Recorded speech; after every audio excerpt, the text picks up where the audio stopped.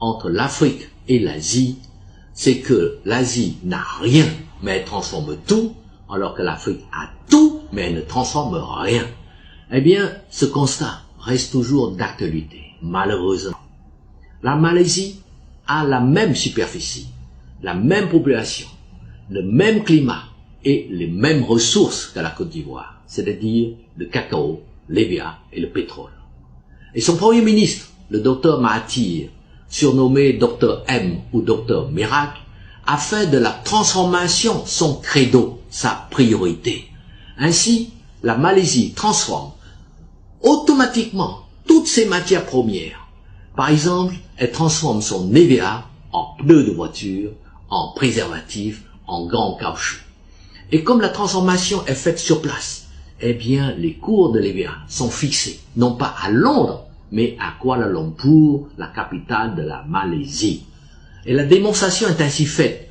Quand vous avez des usines de transformation sur place, c'est vous qui fixez les coûts de vos produits, c'est clair.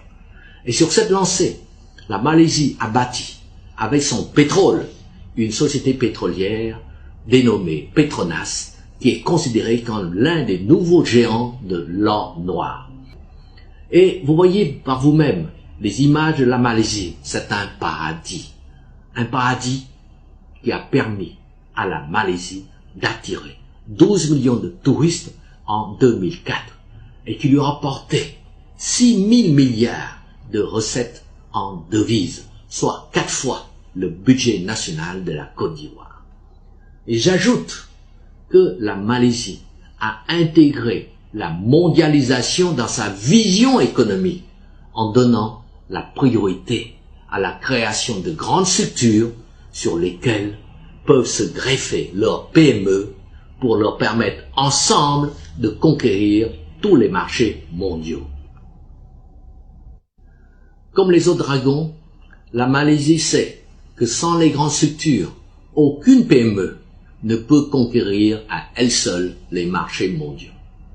Et cette politique économique est un tel succès que les Malaisiens ont pleuré lorsque le docteur Mahathir a décidé de lui-même de démissionner en 2004.